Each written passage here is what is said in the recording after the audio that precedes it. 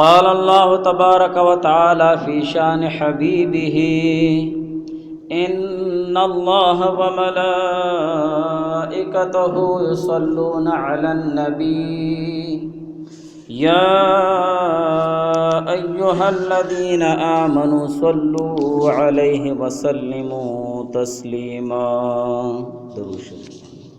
اللهم صل على محمد كما تحب وترضى له. اللهم صل على محمد وأنزله المقعد المقرب عندك يوم القيامة. جزا الله عنا محمدا صلى الله عليه وآله وسلم ما هو أهله. رب اشرح لي صدري ويسر لي أمري واحلل عقدة من لساني يفقهوا قولي. سامعین محترم، شروع سے حضرت ابو ہریرہ رضی اللہ تعالیٰ عنہ کی روایت چلی آ رہی ہے کہ حضور پاک صلی اللہ علیہ وآلہ وسلم نے فرمایا امرنی ربی بتسع، کہ اللہ تعالیٰ نے مجھے خصوصیت کے ساتھ 9 چیزوں کا حکم فرمایا ہے، اور ان 9 چیزوں میں سے جو چھٹی چیز ہے اور چھٹا حکم ہے تو وہ یہ ہے، حضور علیہ السلام نے فرمایا کہ اللہ تعالیٰ نے مجھے حکم فرمایا وَأَن يَكُونَ صَمْتِي فِكْرًا، کہ میری خاموشی میں ایک فکر ہو اور میری خاموشی میں ایک سوچ ہو اور غور و خوض ہو، کہ میں خاموش رہوں تو اس میں ایک فکر ہونی چاہیے، ایک سوچ ہونی چاہیے، اور مقصد اور مطلب یہ ہے کہ جس وقت میں خاموش رہوں تو اس وقت سوچنے کی چیزوں کو میں سوچوں، اور جو چیزیں قابل تفکر ہیں، جن چیزوں کے متعلق سوچنا چاہیے، ان میں غور و فکر کروں. مثلا اللہ تعالیٰ کی صفات اور اس کی آیات، اسی طرح اللہ تعالیٰ کا میرے ساتھ کیا معاملہ ہے کہ میں خاموش بیٹھا ہوا ہوں. میں یہ سوچوں کہ اللہ تعالیٰ کا میرے ساتھ کیا معاملہ ہے اور اس کا مجھے کیا حکم ہے، اور اسی طرح میرا معاملہ اللہ تعالیٰ کے ساتھ کیا ہے اور اس کے احکامات کے ساتھ میرا کیا معاملہ ہے. ایک سوچ میں بیٹھا رہوں، خاموشی کا عالم ہے، یہی سوچتا رہوں. ان تمام سوچوں کا تعلق مومن مسلمان کی آخرت اور قبر سے ہے، کہ اگر تنہائی میں بیٹھا ہوا ہے اور سوچ رہا ہے تو وہ یہ سوچے کہ اللہ تعالیٰ کے ساتھ میرا کیا معاملہ ہے، اللہ تعالیٰ کا میرے ساتھ کیا معاملہ ہے، اللہ تعالیٰ کے احکامات کے متعلق میرا کیا معاملہ ہے اور مجھے کیا حکم ہے اللہ تعالیٰ کا، اور میرا انجام کیا ہوگا. اور اسی طرح مثلا یہ سوچے کہ اللہ تعالیٰ کے غافل بندوں کو اللہ تعالیٰ کے ساتھ کس طرح جوڑا جائے گا. وَأَن يَكُونَ صَمْتِي فِكْرًا، کہ میری خاموشی میں ایک فکر ہو، ایک سوچ ہونی چاہیے. تو ہر مومن مسلمان کی شان، ہر مومن مسلمان کی کیفیت ایسی ہونی چاہیے کہ جب وہ کسی سوچ میں بیٹھ جائے اور خاموش بیٹھا ہو تو سب سے پہلے وہ اللہ اور اللہ کے رسول کے متعلق اور ان کے احکامات کے متعلق سوچے، دین اور دینداری کے متعلق سوچے، اور یہ سوچے کہ اللہ تعالیٰ کے احکامات اور اللہ تعالیٰ کے دین مجھ میں کیسے آئے گا. اور اسی طرح دوسرے جو غافل بندے ہیں، اللہ تعالیٰ کی یاد سے اور اللہ تعالیٰ کی عبادت سے غافل ہیں، ان کو اللہ تعالیٰ کے ساتھ کیسے تعلق بنایا جائے، ان کو کیسے اللہ تعالیٰ کے احکامات کی طرف لایا جائے، مسجد کی طرف کیسے ان کو لایا جائے. ایسی سوچ ہونی چاہیے. وَأَن يَكُونَ صَمْتِي فِكْرًا. چھٹا حکم یہ ہے اللہ تعالیٰ کا حضور علیہ السلام کو خصوصیت کے ساتھ، کہ حضور علیہ السلام فرماتے ہیں کہ جب میں خاموش بیٹھا رہوں تو میری خاموشی میں ایک فکر ہونی چاہیے، ایک گہری سوچ ہونی چاہیے، اور وہ فکر اور گہری سوچ یہی چیزیں ہیں، وہ دین ہے، دینداری ہے، حضور علیہ السلام کے سنت طریقے ہیں اور اللہ تعالیٰ کے احکامات ہیں، لیکن معاملہ اس کے بالکل برعکس ہے۔ اگر ہم سوچتے ہیں اور خاموش بیٹھے ہوتے ہیں تو کسی کی باتیں بھی سن رہے ہوتے ہیں اور اپنے سوچوں میں گم ہوتے ہیں، تو ہماری وہ خاموشی سراپا دنیا داری ہوتی ہے، یا ہم دنیا کے متعلق سوچ رہے ہوتے ہیں، پیسے کہاں سے آئیں گے، کیسے آئیں گے، کہاں خرچ کروں گا، کیسے خرچ کروں گا، اور آنے والے تمام کاموں کو سر انجام دینے کے لیے ایک لائحہ عمل بنا رہے ہوتے ہیں۔ فلاں کام اس طرح کروں گا، فلاں کام اس طرح کروں گا، اس طرح کروں گا۔ یہ ہماری سوچ ہے، یہ ہماری خاموشی کا عالم ہے۔ یا ایسے بھی ہوتا ہے، اس سے بھی تھوڑا آگے بڑھ کر، کہ کچھ آدمی وہ جب خاموش ہوتے ہیں تو ان کی خاموشی میں دوسرے مسلمان کو نقصان پہنچانے کی سوچ اور فکر ہوتی ہے، دوسرے مسلمان کو تکلیف پہنچانے کی سوچ اور فکر ہوتی ہے کہ میں اس مسلمان کو کیسے تکلیف پہنچاؤں گا۔ ہماری سوچ اور ہماری فکر ایسی نہیں ہونی چاہیے، ہماری تنہائی اور ہماری خاموشی ایسی نہیں ہونی چاہیے، بلکہ مومن مسلمان کی شان ایسی ہے کہ اس کی خاموشی میں ایک گہرا سبق ہونا چاہیے، اس کی خاموشی میں ایک بہت بڑی عبرت ہونی چاہیے، اور اس کی خاموشی میں صرف دین اور دینداری کی سوچ اور غور اور فکر ہونی چاہیے۔ قرآن میں بھی اللہ تعالیٰ فرماتے ہیں ان فی خلق السماوات والارض واختلاف اللیل والنہار لآیات لأولی الالباب، ان فی خلق السماوات والارض، بے شک زمین اور آسمانوں کے پیدا کرنے میں، واختلاف اللیل والنہار، دن اور رات کے یکے بعد دیگرے آنے جانے میں، لآیات، نشانیاں ہیں، بہت بڑی نشانیاں ہیں، بہت بڑے سبق اس میں موجود ہیں۔ کس کے لیے؟ لأولی الالباب، جو عقل والے لوگ ہیں، عقل مند لوگوں کے لیے، سمجھدار لوگوں کے لیے زمین اور آسمان کے پیدا کرنے میں اور دن اور رات کے آنے جانے میں بہت بڑی بڑی نشانیاں ہیں۔ اور عقل مند لوگ کیسے ہیں؟ الذین یذکرون اللہ، عقل مند لوگ وہ ہیں، سمجھدار لوگ وہ ہیں جو اللہ تعالیٰ کا ذکر کرتے ہیں، قیاماً، کھڑے ہو کر، وقعوداً، بیٹھ کر، وعلی جنوبہم، اور لیٹ کر بھی اللہ تعالیٰ کے ذکر میں مشغول ہوتے ہیں، وَيَتَفَكَّرُونَ فِي خَلْقِ السَّمَاوَاتِ وَالْأَرْضِ، اور اسی طرح زمین اور آسمان کے پیدا کرنے میں، ان کی پیدائش میں سوچ کرتے ہیں، فکر کرتے ہیں، غور کرتے ہیں۔ رَبَّنَا مَا خَلَقْتَ هَذَا بَاطِلًا، اور اس طرح یہ بھی کہتے ہیں کہ اے ہمارے رب، ما خلقت هذا، نہیں پیدا کیا تو نے ان چیزوں کو، ان تمام چیزوں کو، تمام کائنات کو، باطلاً، فضول اور عبث، کوئی چیز بھی فضول اور عبث نہیں ہے۔ سبحانک، پاک ہے تیری ذات ہر قسم عیب سے، فقنا عذاب النار، سو اے اللہ ہم کو جہنم کے عذاب سے بچا۔ تو قرآن میں بھی اللہ تعالیٰ فرماتے ہیں ان فی خلق السماوات والارض، کہ زمین اور آسمان کے پیدا کرنے میں، واختلاف اللیل والنہار، دن اور رات کے یکے بعد دیگرے آنے میں، لآیات، نشانیاں ہیں، لأولی الالباب، عقل والوں کے لیے۔ اور عقل والوں کے بارے میں بھی پھر اللہ تعالیٰ فرماتے ہیں کہ عقل مند سے کون مراد ہے؟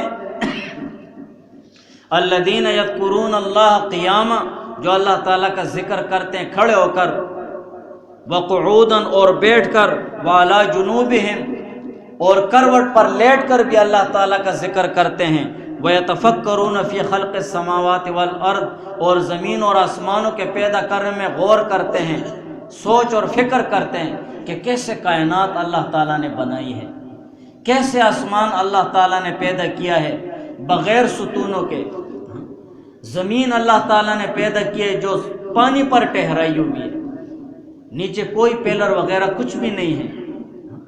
قدرت کا ایک انوکھا نظام ہے.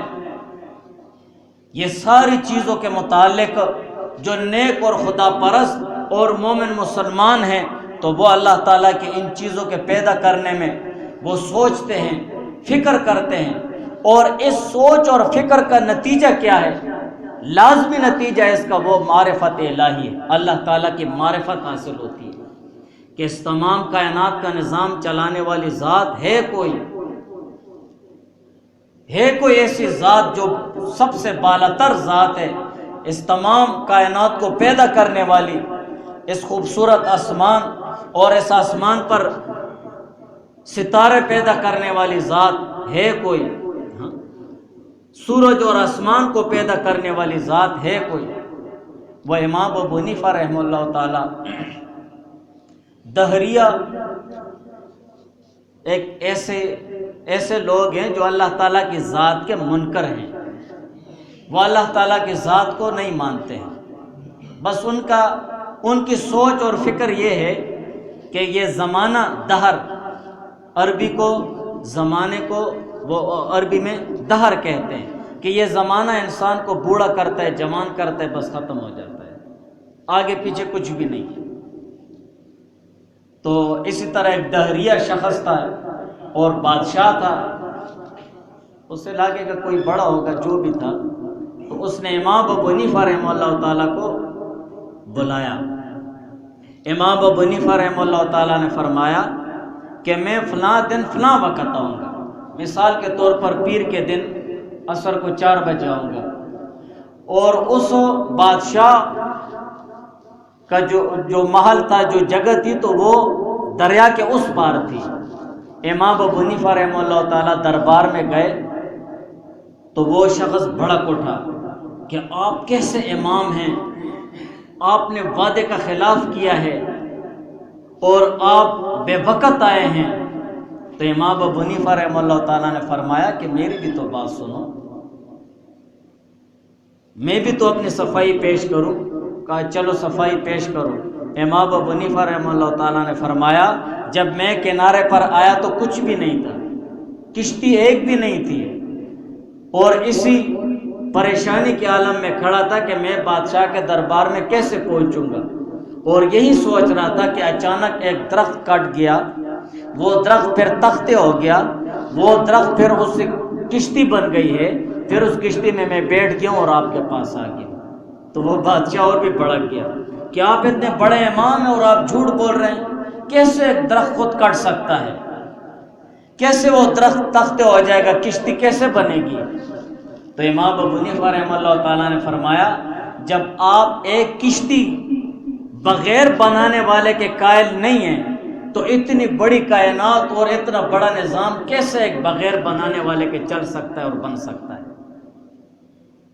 تو یہ مسکت جواب تھا، چپ ہو گیا کہ واقعی اس نظام کو پیدا کرنے والی اور اس نظام کو چلانے والی ذات ہے. وَيَتَفَكَّرُونَ فِي خَلْقِ السَّمَاوَاتِ وَالْأَرْضِ. تو جو نیک لوگ ہوتے ہیں وہ زمین اور آسمان کے پیدا کرنے میں غور کرتے ہیں، سوچتے ہیں، اور اس غور اور سوچ کا لازمی نتیجہ وہ اللہ تعالیٰ کی معرفت ہے. ربنا ما خلقت ھذا باطلا، اور کہتے ہیں کہ ہمارے رب تو نے جتنی بھی چیزیں پیدا کیے ہیں باطلاً، یہ فضول نہیں ہے، عبث نہیں ہے.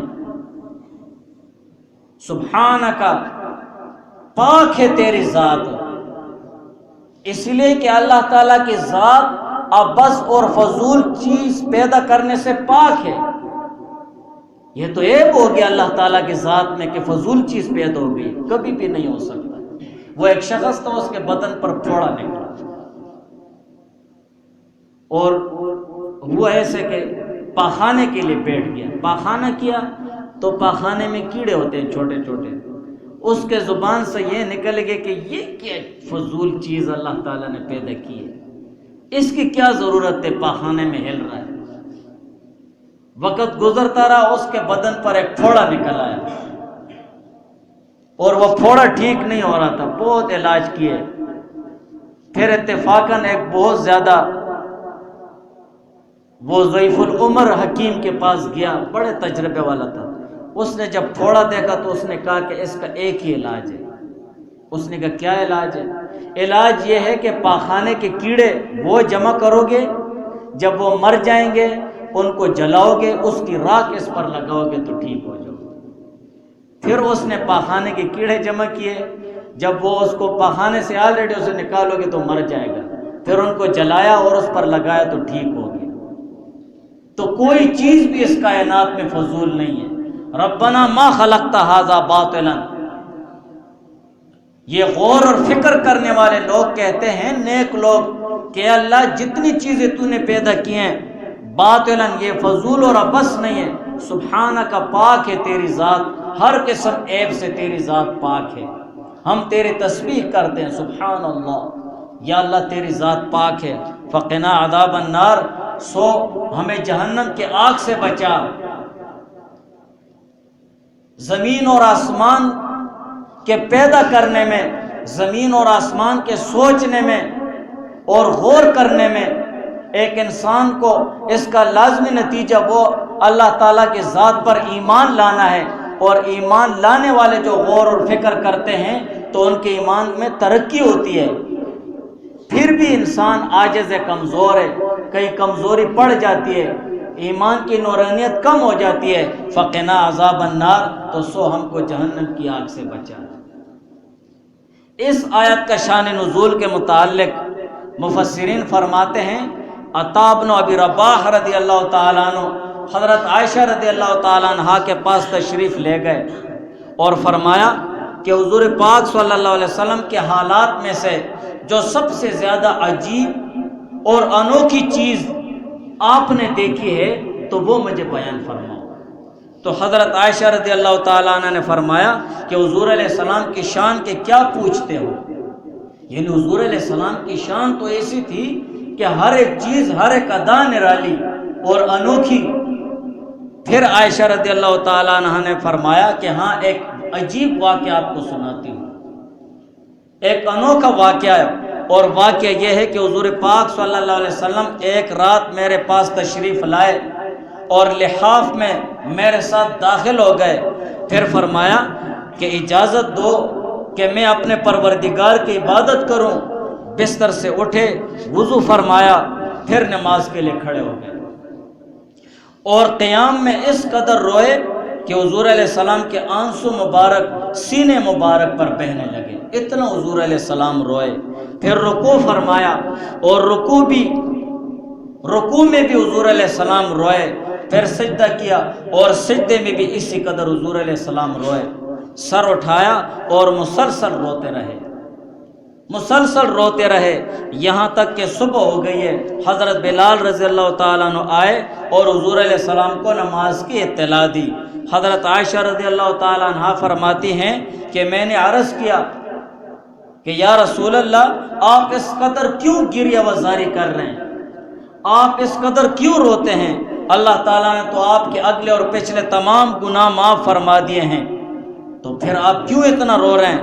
تو حضور علیہ السلام نے فرمایا کہ میں اللہ تعالیٰ کی شکر گزاری میں گریہ وزاری کرتا ہوں، کہ اللہ تعالیٰ کا شکر ادا کرنے پہ میں روتا ہوں، اور کیوں نہیں شکر ادا کرنے پر روؤں گا کہ اللہ تعالیٰ نے آج رات مجھ پر یہ آیت نازل فرمائی ہے۔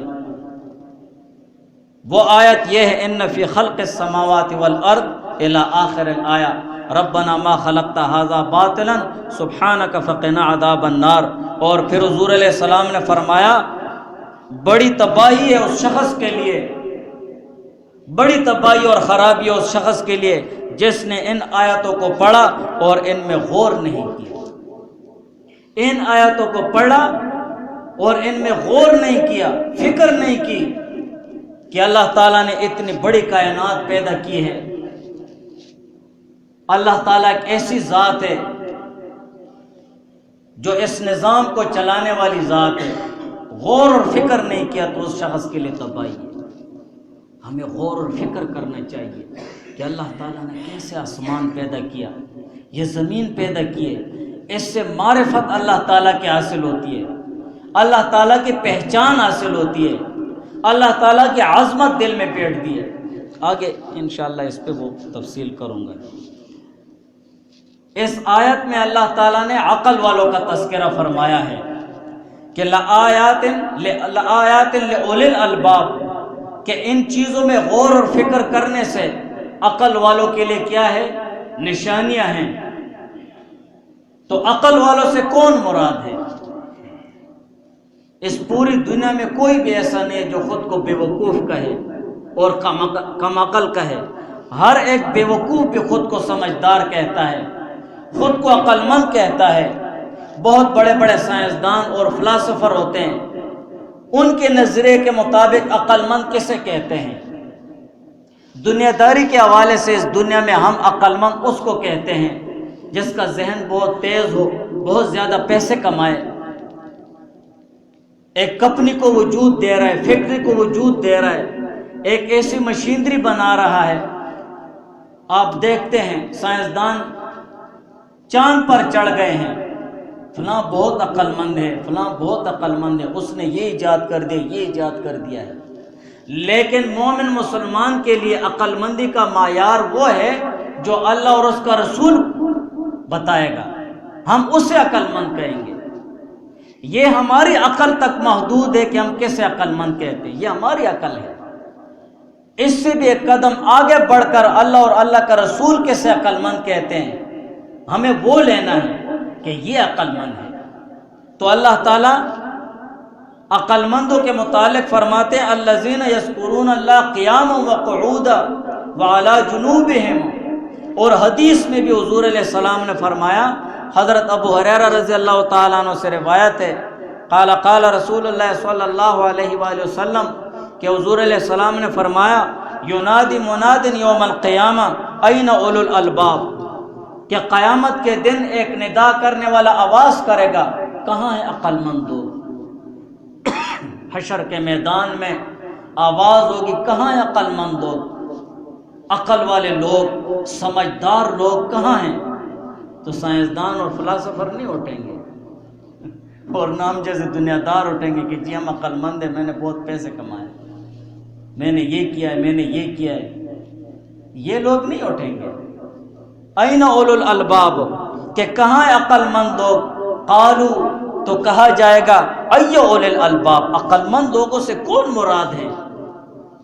سمجھدار لوگوں سے کون مراد ہے؟ ترید قال الذین یذکرون اللہ قیاما، آپ کا مراد اور آپ کا مطلب یعنی عقل مند وہ لوگ ہیں یذکرون اللہ قیاما، جو اللہ تعالیٰ کو یاد کرتے ہیں کھڑے ہو کر بھی، اللہ تعالیٰ کی یاد میں مشغول ہوتے ہیں، ایک لمحہ بھی اللہ تعالیٰ کی یاد سے غافل نہیں ہوتے ہیں، ایک لمحہ بھی اللہ تعالیٰ کی یاد سے غافل نہیں ہوتے ہیں۔ وقعوداً، اور بیٹھ کر بھی اللہ تعالیٰ کی یاد میں مشغول ہوتے ہیں۔ وعلی جنوبہم، اور لیٹے ہوئے بھی اللہ تعالیٰ کی یاد میں اور ذکر میں مشغول ہوتے ہیں۔ وَيَتَفَكَّرُونَ فِي خَلْقِ السَّمَاوَاتِ وَالْأَرْضِ، اور اسی طرح زمین اور آسمان کے پیدا کرنے میں سوچ کرتے ہیں، فکر کرتے ہیں، غور کرتے ہیں، کیسے کائنات اللہ تعالیٰ نے بنائی ہے۔ یہ اللہ تعالیٰ کی وحدانیت، اللہ تعالیٰ کی توحید پر نشانیاں ہیں، دلائل ہیں، قرائن ہیں، اور اس نظام کو چلانے والی ذات پر دلائل اور قرائن ہیں۔ پھر جب ہم آسمان پر چمکتے ہوئے سورج کو دیکھتے ہیں کہ کیسے ساری کائنات اور ساری دنیا کو وہ روشنی دے رہا ہے، وہ ذات کتنی بڑی ہوگی، وہ عبادت کے لائق ذات ہے، اس ذات کی عظمت دل میں بیٹھتی جاتی ہے، عظمت، بڑائی، صفت۔ ہم کہتے ہیں یار اللہ تعالیٰ رزق دینے والی ذات ہے، تو اللہ اس کو حوصلہ مل جاتا ہے، یار رازق ذات تو اللہ تعالیٰ ہے، کیوں ٹینشن لے رہے ہو، پریشان ہو رہے ہو، وہ اللہ تعالیٰ رزق دے گا نا۔ ایک صفت رازقیت اللہ تعالیٰ کی، ایک صفت کے رزق دینے والی ذات اللہ تعالیٰ ہے۔ جب ہم بار بار اس کو دہراتے ہیں تو ہمارے دل میں ایک یقین بیٹھتا ہے، ایک حوصلہ آتا ہے، ایک ہمت بڑھتی ہے کہ رزق تو اللہ تعالیٰ دیتا ہے، یار تو نہیں دیتا ہے، انسان تو ایک وسیلہ ہے، میری نوکری ایک وسیلہ ہے، یہ تو وسائل ہیں، ورنہ اصل رزق دینے والی ذات کون ہے؟ اللہ تعالیٰ ہے۔ اور اسی طرح ہم کہتے ہیں یار مجھے یہ تکلیف اور پریشانی پہنچی، یار انسان تمہیں تکلیف اور پریشانی کہاں دے سکتا ہے؟ یہ تکلیف اور پریشانی پہنچانے والی ذات تو اللہ تعالیٰ ہے۔ ایک یقین اور حوصلہ بڑھتا ہے۔ ہم کہتے ہیں یار مخلوق سے مانگ رہے ہو، لوگوں کے سامنے گڑ گڑا رہے ہو، تمہیں بے عزت کر رہے ہیں، رسوا کر رہے ہیں، اللہ کے سامنے جاؤ مانگو۔ جن کے سامنے تم جاتے ہو مانگ رہے ہو انسانوں سے، وہ تمہیں نہیں دے رہے ہیں، اللہ تعالیٰ کی ذات سے مانگ۔ وہی انسان جن کے سامنے تو گیا اور مانگا ہے نہیں دیا، ان کے دل میں اللہ تعالیٰ ڈالے گا کہ جاؤ اس کے پاؤں میں پھینکو، اس کے قدموں میں جاؤ اور اس کے سامنے بیٹھ جاؤ اور معافی مانگو اور اس سے کہو کہ مجھ سے چیز لے لو۔ تو ایک حوصلہ بڑھتا ہے، اللہ تعالیٰ کی ذات کی عظمت دل میں بڑھتی ہے اور اللہ تعالیٰ کی معرفت حاصل ہوتی ہے، اور مومن مسلمان پھر اللہ تعالیٰ کی ذات کی طرف جاتا ہے۔ بس تو عقل مند لوگ یہ ہیں جو اللہ تعالیٰ کی پیدا کردہ زمین اور آسمانوں میں غور اور فکر کرتے ہیں۔ ربنا ما خلقت ھذا باطلا، اے اللہ تو نے جو بھی پیدا کیا ہے باطلا، یہ فضول اور عبث نہیں ہے۔ سبحانک، ہم تیری تسبیح بیان کرتے ہیں، تیری پاکی بیان کرتے ہیں، تیری ذات ہر قسم عیب اور نقص سے پاک ہے۔ فقنا عذاب النار، سو ہم کو جہنم کی آگ سے بچا۔ عقد لهم لواء، ان لوگوں کے لیے ایک جھنڈا تیار کر دیا جائے گا۔ فاتبع القوم لواءهم، یہ لوگ اس جھنڈے کے پیچھے پیچھے جائیں گے۔ وقال لهم، اور ان سے کہہ دیا جائے گا ادخلوها خالدین، بس ہمیشہ کے لیے جنت میں داخل ہوگا۔ یہ ہے عقل مند لوگ، یہ ہے عقل مندی کا معیار جو اللہ اور اللہ کے رسول نے مقرر فرما دیا ہے۔ جو اللہ تعالیٰ کی ذات اور حضور علیہ السلام کے سنت طریقے اور اللہ تعالیٰ کی پیدا کردہ کائنات میں غور اور فکر کرتے ہیں اور اللہ تعالیٰ سے جہنم سے پناہ مانگتے ہیں اور اللہ تعالیٰ کی تسبیح بیان کرتے ہیں، تو یہ ہے عقل مند لوگ۔ بس یہ بہت بڑا معیار ہے۔ اس معیار پر ہم آدمی کو تولیں گے کہ یہ عقل مند ہے یا بے وقوف ہے۔ اب ہم خود ہی سوچیں کہ ہم کتنے عقل مند ہیں، ہم کتنے عقل مند ہیں۔ اگر ہم میں سے کسی کو کوئی کہے یار تو بہت بڑا بے وقوف ہے، یار میں کیسے بے وقوف ہوں، کیسے تو مجھے بے وقوف کہہ رہا ہے؟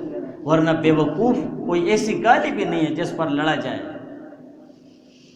لیکن ہم لڑنے پر تیار ہو جاتے ہیں اور دنیا داری کے حوالے سے، دنیا پرستی کے حوالے سے ہم کہتے ہیں بھائی فلاں عقل مند ہے۔ یہ عقل مندی کا معیار نہیں ہے۔ تو مذکورہ حدیث اور مذکورہ آیت میں عقل مند لوگوں کی نشانیاں ذکر ہو گئی ہیں۔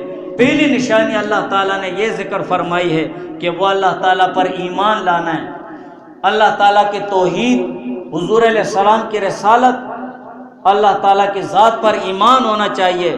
اور دوسری علامت الذین یذکرون اللہ، کہ اللہ تعالیٰ کا ذکر کرتے ہیں، ہر وقت اللہ تعالیٰ کے ذکر میں مشغول ہوتے ہیں۔ اس جگہ پر ایک بات قابل غور ہے کہ شریعت میں ذکر کے علاوہ کسی اور عبادت کے کرنے کا کثرت سے ذکر نہیں آیا ہے۔ یہ نہیں آیا کہ کثرت سے نماز پڑھتے رہو، کثرت سے روزے رکھتے رہو، صرف ذکر کا ذکر آیا ہے۔ ذکر ایک ایسی عبادت ہے جس کے متعلق اللہ تعالیٰ فرماتے ہیں اذکروا اللہ ذکرًا کثیرا، کہ اللہ تعالیٰ کا ذکر، اللہ تعالیٰ کی یاد بہت زیادہ کرو۔ اور وجہ اس کی یہ ہے کہ ذکر کے علاوہ، اللہ تعالیٰ کی یاد کے علاوہ جتنی بھی عبادت ہیں ان کے لیے کچھ شرائط ہیں، کچھ قواعد ہیں جس کے بغیر وہ عبادت نہیں ہوتی ہے۔